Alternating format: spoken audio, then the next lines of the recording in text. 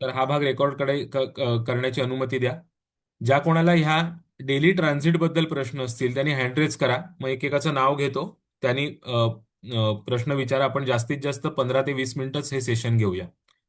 कोणी आहे इंटरेस्ट? ओमकार, तुमचा एक पहिला प्रश्न होता ना, तुम्ही विचारा. अनम्यूट करा आणि विचारा. हां, मग सर पण डेली याबद्दल नाहीये दोस्त आहे चालेल का? मग नंतर घेऊ आपण. ठीक आहे. चौधरी चौधरी सर विचारा. सर, आवाज येतोय? हो, येतोय, विचारा.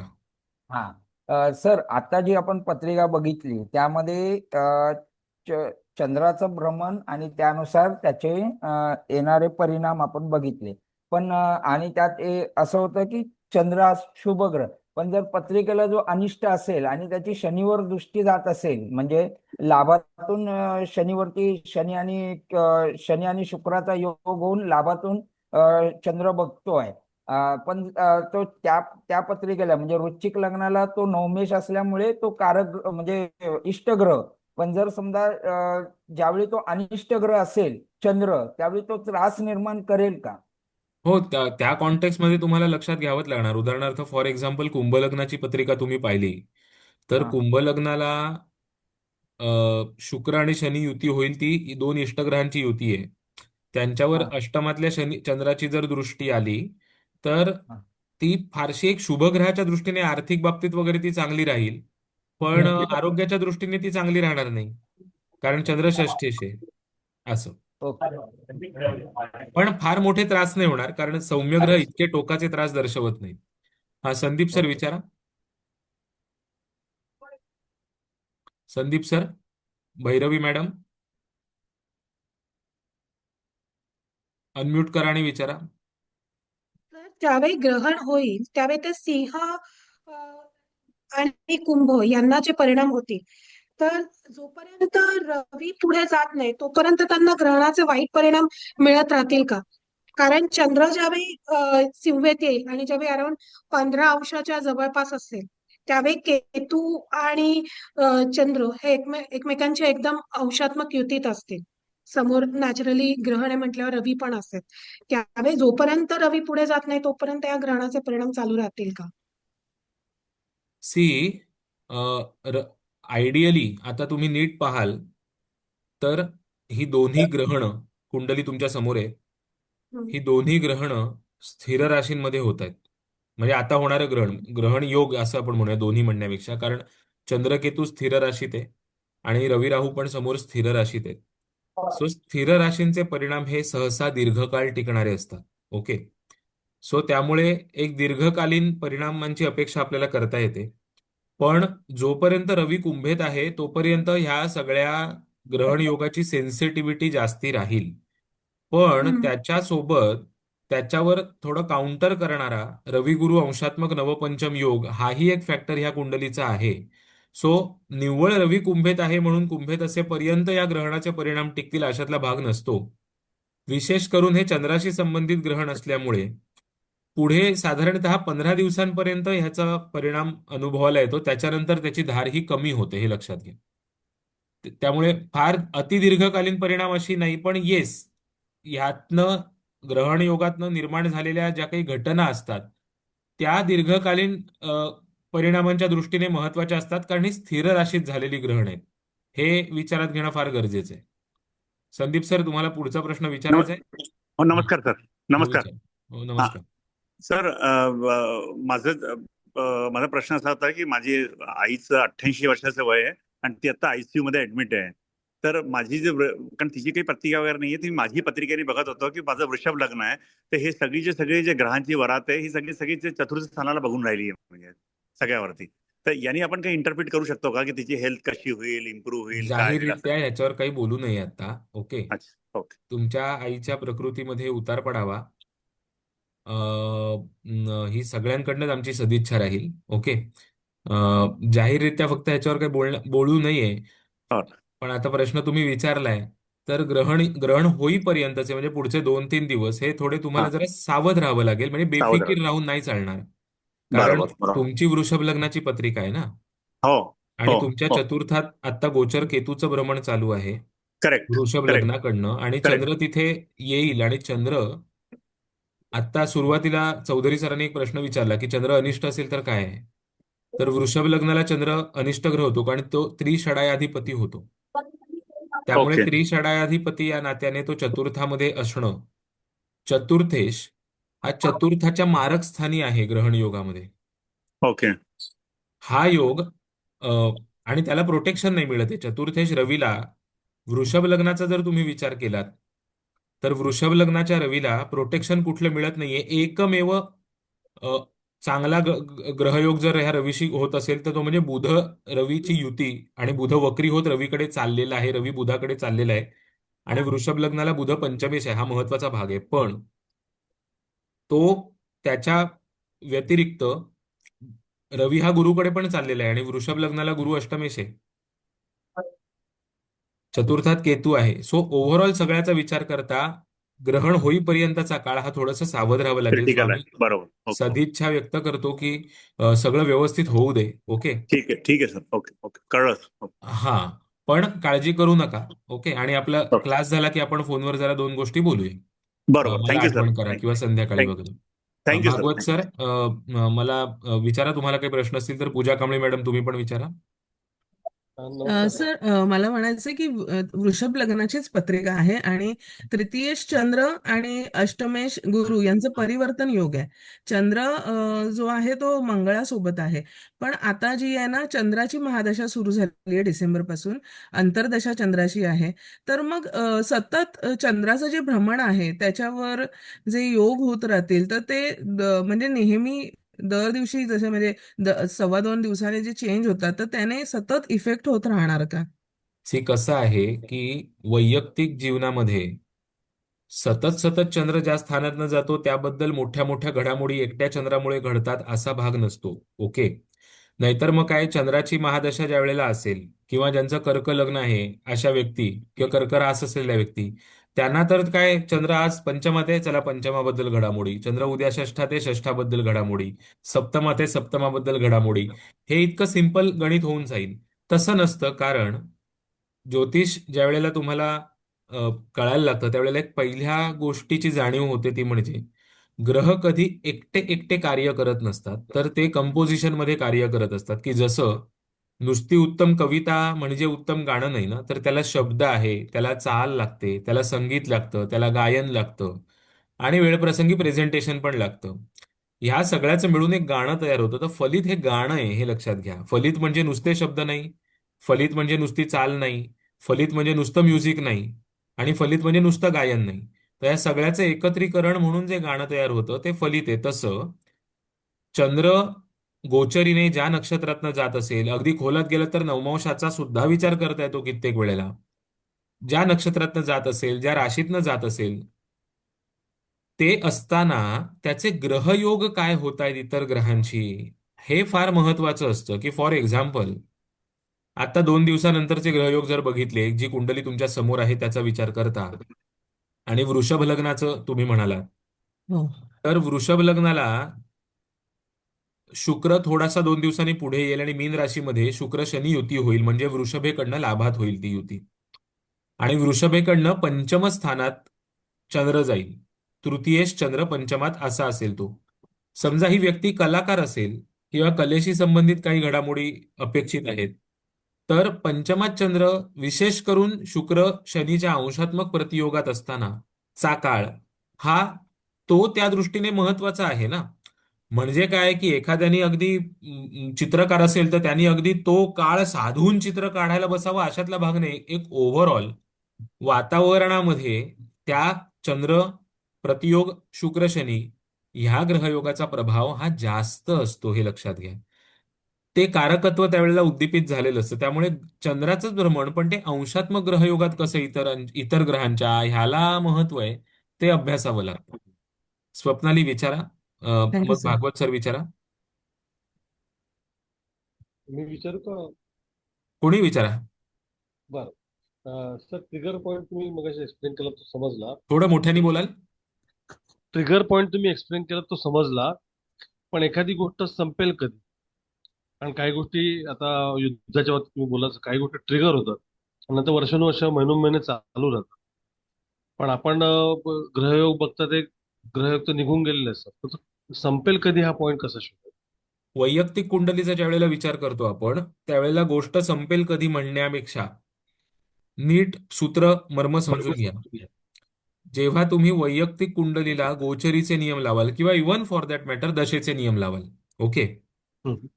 त्यावेळेला गोचरीच्या ग्रहस्थितीवरनं किंवा दशेच्या ग्रहस्थितीवरनं तुम्ही अमुक अमुक एक घडू शकतं हे प्रेडिक्शन करायच्या आधी मुळात ती गोष्ट घडण्याचे योग कुंडलीत आहेत का हे पाहाल. ही पहिली गोष्ट आहे. ओके. बरोबर.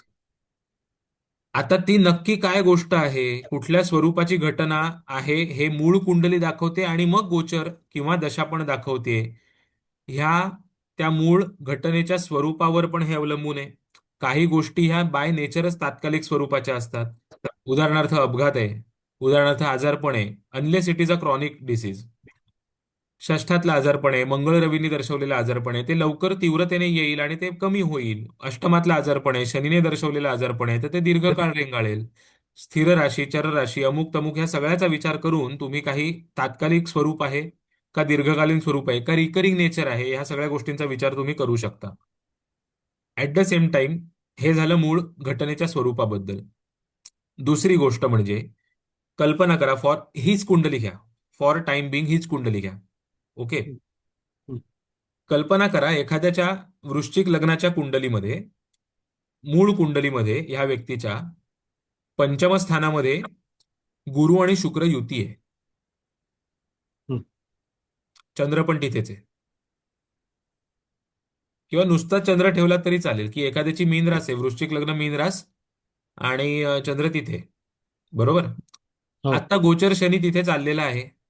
चंद्र आहे समजा 10 अंशावर किंवा 7 अंशावरच आहे असंच धरा, हम्म. किंवा 10 अंशावर धरा, 15 अंशावर धरा. आता मीन राशीतल्या ह्या चंद्राला 7.5 आहे. हम्म. ह्या व्यक्तीच्या शिक्षणामध्ये जर काही अडचणी आल्या, कारण मूळ चंद्र पंचमात आहे, गोचर शनी त्यावरनं चाललाय, समजा ह्या व्यक्तीच्या शिक्षणामध्ये जर काही अडचणी आल्या तर किमान पक्षी तुम्हाला एवढं निश्चित कळतं की मीन राशीत शनी असेपर्यंत त्या अडचणी ह्या विशेष राहतील, नो डाऊट. जोपर्यंत 7.5 आहे तोपर्यंत त्या राहतीलच. ओके. पण मीन राशीत शनी आहे तोपर्यंत त्या निश्चितपणे तीव्रतेने राहतील, कारण साक्षात पंचमातल्याच चंद्रावरनं शनीचं भ्रमण चालू आहे. हा एक भाग. पण न जाणो फलित कशी असतात बघा. हा आता शुक्र पण येईल तिकडे. हम्म. कल्पना करा ह्या व्यक्तीचे चंद्रमंगळ युती आहे मीन राशीमध्ये, मुलाची वय वर्ष आहे 16-17, हम्म. 16-17-18, 7.5 चालू आहे पंचमातल्या चंद्राला मंगळाला. ओके. आता शनी तिथे चाललाय म्हणजे ते डिस्टर्ब घटक आहेत पंचमस्थानातले. आता शुक्र पण तिकडे येईल. हम्म. एखादा ज्योतिषी निश्चितपणे सांगू शकेल की बाबा पुढचा महिना अभ्यासाकडे लक्ष दे, परीक्षा आहेत, उगाच प्रेम प्रकरण लफडी याच्यात गुंतून घेऊ नकोस. सांगता येईल का? नाही. कारण हो. याचा सप्तमेश शुक्र उच्चीचा पंचमातनं चाललेला आहे, त्यात तो शनी सोबत चाललेला आहे, पण मंगळचंद्र पंचमात आहेत त्यांच्यावरनं चाललेला आहे. आता 7.5 मध्ये मन बिथरणार आहे, म्हणजे मन शुक्रात आत्ता ट्रिगर करणारी घटना घडू शकते ना. प्रेम प्रकरण येईल किंवा प्रेम प्रकरणात ऑलरेडी असेल तर काहीतरी असं घडेल की जिकडे बाबा सगळं लक्ष तिकडेच लागलं, परीक्षेवरनं उडालं. हम्म. आता ही घटना त्याला किती काळ त्रास देईल हे पाहण्यात अर्थ असेल तर पाहू शकतो, नसेल तर परीक्षेपुरता तर घात होईलच ना. बरोबर. तो what I mean to say is घटनेनुसार कुंडलीनुसार यांची स्वरूप बदलतात. कल्पना करा ह्या व्यक्तीच्या षष्ठ स्थानामध्ये मंगळ रवी युती आहे किंवा मंगळ बुध युती आहे असं कल्पना करा. कृत्तिका नक्षत्रातली मेष रास कृत्तिका नक्षत्र म्हणजे मेष राशीत षष्ठ स्थानात 27, 28, 29 अंशावर मंगळ बुध युती आहे असं कल्पना करा. हम्म. तुम्ही या माणसाला सांगू शकाल की ज्या वेळेला शनी मेष राशीत येईल तेव्हा आरोग्याचे तक्रारी तुला उद्भवतील रे बाबा, जपून राहा, कारण तुझा लग्नेश आणि अनिष्ट बुध अष्टमेश मेष राशीत आहेत, त्याच्यावरनं शनी जाईल. कुठपर्यंत हे त्रास टिकतील किमान पक्षी, अनलेस दशा वेगळं काही दाखवतीये किंवा इतर काही वेगळ्या गोष्टी आहेत. शनीवरनं नुसता विचार करायचा झाला तर मेषेतनं शनी पार होईपर्यंत हे त्रास राहणार आहेत. आणि जसा जसा तो मंगळ बुधाच्या अंशात्मक योगावरनं जायला लागेल, शनी मेषेत 1चा 5, 5चा 10, 10चा 15, 15चा 20, 25, 30 असा पुढे पुढे जाईल, तसे हे प्रॉब्लेम्स जास्त डोकं वर काढू शकतात वाढतील. किंवा तेव्हा येतील. आणि एकदा मेषेतनं शनी पुढे गेला की त्यांचं स्वरूप कमी होईल. सो कुंडलीनुसार ह्या गोष्टी बदलतात, हे लक्षात घ्या. ओके. Thank you sir. स्वप्नाली, विचारा तुमचा प्रश्न. तर माझे जे प्रॉब्लेम होते ते तुम्ही सॉल्व्ह केले ह्या प्रश्नांनी. थँक्यू. अविनाश सर, पुढचा प्रश्न विचारा. हा सर, मी हे विचारतोय की आत्ता तर हे ग्रहण योग वाला स्थिती बनली आहे, ग्रहण योगची, राहू केतूची. पण आता हे पुढे हे ग्रह जसे जसे पुढे जातील हे, तर याच्यामध्ये सगळेच ग्रह जवळ आहे. म्हणजे आपण जे म्हणतो राहू केतूच्या एक साईडला येतात हे ग्रह, म्हणजे ज्याला कालसर्प योग किंवा असं नाव दिलं जातं. आणि रवी सिंहच्या पुढे जास्तवर, केतूच्या पुढे जास्तवर हे सगळे आपसातच ग्रह जवळ आहे. आणि याच्यामध्ये मेष ते मीन लग्नापर्यंत प्रत्येकाला कुठे ना कुठे कोणता ना कोणता ग्रह 6, 8, 12चा स्वामी राहिले, भावेश राहिले, किंवा कोणत्या ना कोणत्या या क्रूर ग्रहाची महादशा राहिले.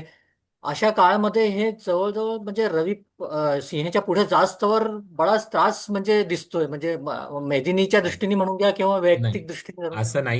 असं नाहीये. याच्या मागचं मुख्य कारण म्हणजे एकतर मुळामध्ये चंद्र हा केतूच्या युतीतनं पुढे गेल्यानंतर मुळात आधी चंद्र पुढे जाईल.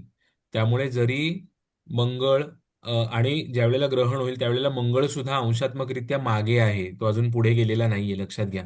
त्यामुळे राहू केतूच्या ऍक्सिसच्या एका बाजूला मंगळ आहे, दुसरे ग्रह सगळे एका बाजूला आहेत, आणि चंद्र सुद्धा त्या मंगळाच्याच बाजूला म्हणजे त्या दिशेला जाईल. त्यामुळे टेक्निकली तो कालसर्पयोग होणार नाही. दुसरी गोष्ट म्हणजे मुळात आधी शास्त्रीय दृष्ट्या कालसर्प नावाचाच योग नसताना अर्धकाल सर्पयोग नावाचा योग तर बिलकुलच नाहीये. ओके, हे सगळे डिराईव्ह केलेले योग आहेत नंतरच्या काळातले. तर त्यामुळे कसं आहे ना की हा कालसर्प योगाचा भाग येतच नाही मुळात, पहिली गोष्ट म्हणजे. तर त्यामुळे चंद्रही त्या बाजूला आहे. येस, ग्रह ज्या वेळेला एका बाजूला असतात तेव्हा प्लॅनेटरी इक्विलिब्रियम थोडंसं इन्फ्लुअन्सच्या दृष्टीने थोडंसं वेगळं असतं, हा भाग वेगळा. कारण एक अख्खाच्या अख्खा अर्धा भाग थोडासा वेकंट राहतो. पण तिथेही ग्रहांच्या दृष्टी येत असतात, ग्रहांचे युतियोग होत असतात. त्यामुळे असं काही नाहीये की मेजर काही हे ह्या कालसर्पयोग मानण्यासारखं मेजर ग्रहस्थिती नाहीये, ऍब्सोल्युटली नाहीये. शिवाय चंद्र पण पुढे जातोच आहे. येस, आता 15 दिवसानंतर ज्या वेळेला काय होईल, चंद्र ज्या वेळेला रवीच्या राहूच्या युतीमध्ये येईल तोपर्यंत रवी पण पुढे गेलेला असेल. त्यावेळेला बरेच ग्रह हे राहू केतूच्या ऍक्सिसच्या पुढच्या भागाला येतील. त्यावेळेला तुम्ही कालसर्पयोग म्हणू शकता. पण केवळ तो कालसर्पयोग आहे म्हणून त्या एकट्या ग्रहयोगामुळे मोठेच्या मोठे ड्रास्टिक परिणाम घडतात असं नाहीये. मग आता कालसर्पयोग नसताना सुद्धा आपण मागच्या आठवड्यात काय घडलं ते पाहतोच आहे ना. रादर मागच्या आठवड्यात आपण त्याचं डिस्कशन केलं, आज त्याचं डिस्कशन केलं. तर त्यामुळे कसं आहे की कुंडलीनुसार ह्या गोष्टी बदलतात. मेदिनीय ज्योतिषामध्ये ह्याचा वेगळ्या प्रकारे विचार करावा लागतो. केवळ कालसर्पयोग आहे म्हणून मोठ्या मोठ्या वाईट घटना घडतील असं त्याचं इतकं सरधोपटपणे त्याचा विचार नसतो. Okay, anyway. Shrikant sir, Panchal, विचारा. नंतर अक्षय गुप्ते विचारा आणि हा, सर. मग आपण थांबूया. हा, मग पुढचं बघू. सर, आवाज येतोय ना? हो, येतोय, विचारा. हा सर, इथे तो गुरु स्तंभी होतोय, तर स्तंभी असं घ्यायचं काय?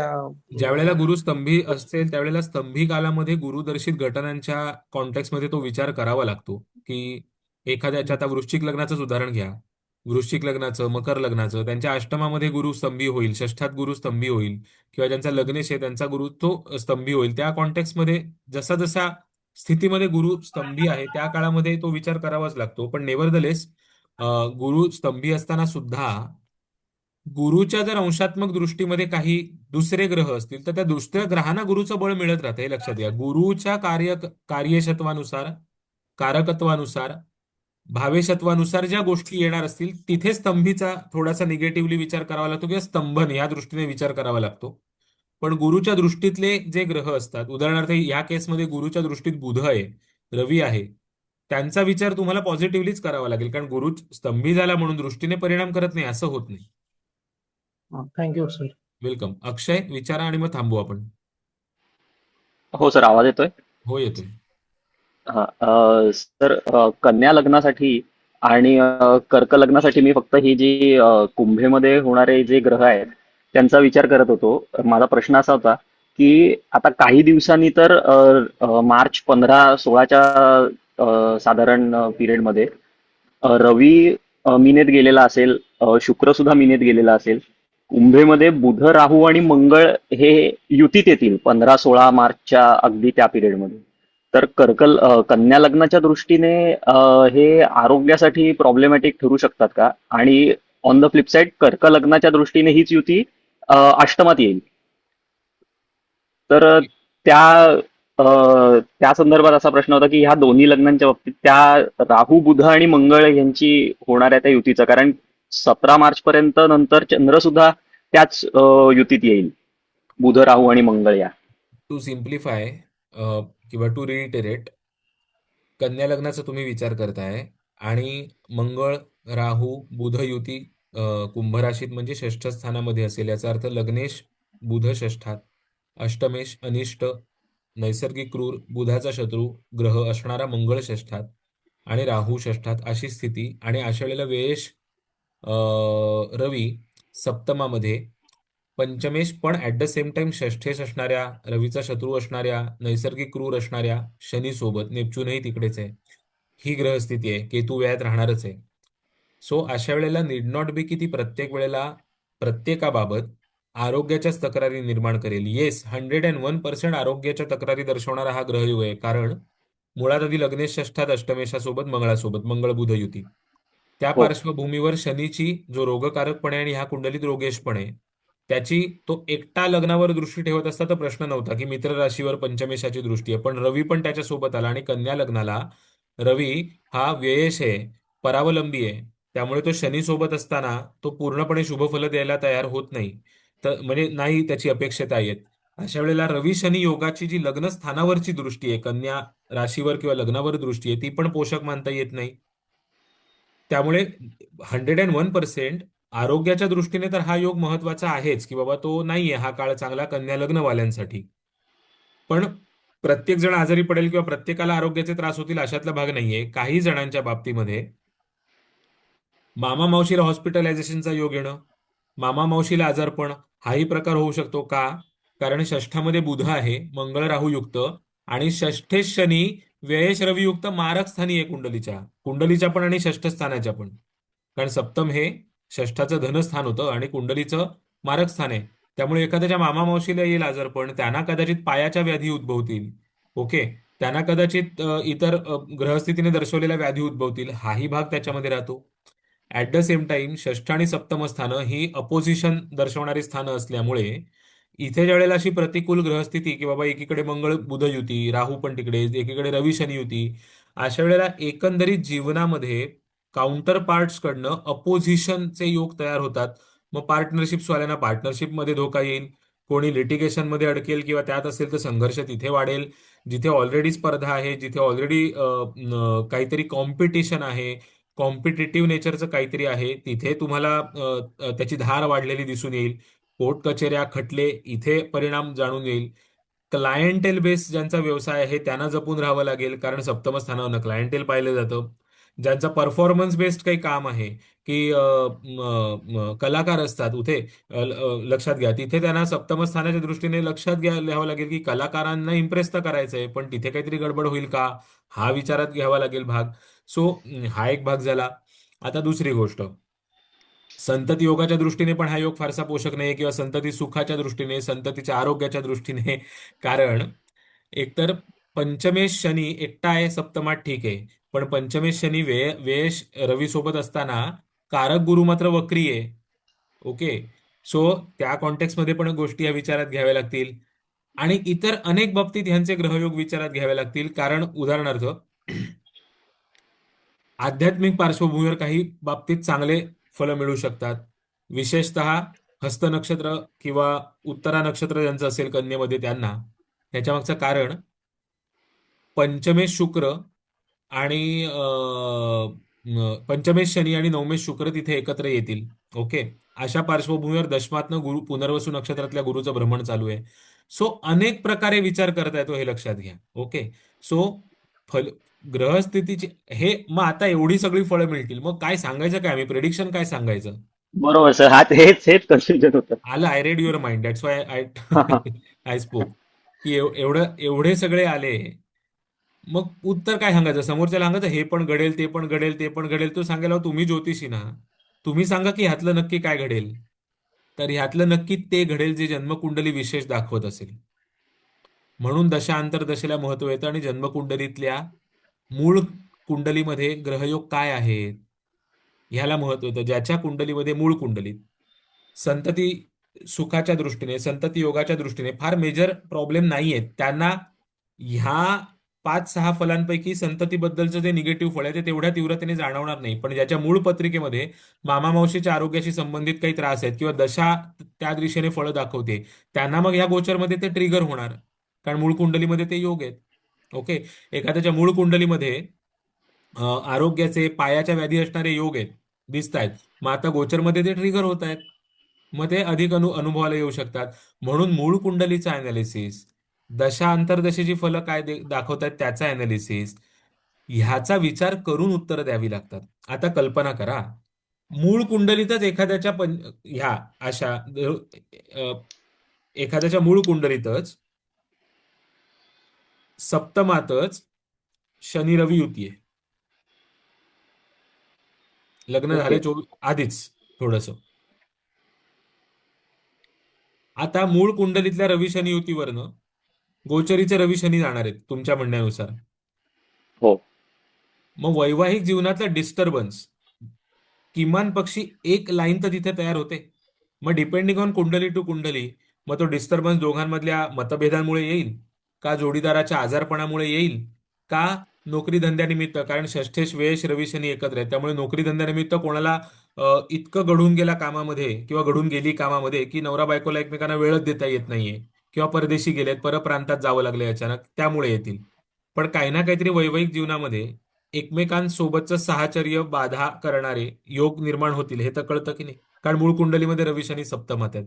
सो मूळ कुंडलीचा अनालिसिस केल्याशिवाय गोचरीची, दशेची फलं ही झिरो डाऊन तुम्हाला करता येत नाहीत, हे लक्षात घ्या. आणि म्हणून जन्मकुंडलीचा अनालिसिस हा मस्ट आहे.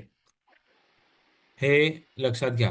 आय थिंक तुमच्या प्रश्नाचं उत्तर मी दिलंय, तर हो आपण सर, आता ओके, ठीक आहे सर, चालेल. छोटासा एक प्रश्न होता माझा कर्क लग्नाच्या बाबतीत, पण विचाराल आय का? थिंक तुम्हाला त्याची गाईडलाईन मिळाली असेल, तर आता आपण थांबू, कारण आपल्याला आता क्लासचं बरं बरं, शिकवायचं आहे ठीक पण. आहे, ठीक. Okay sir.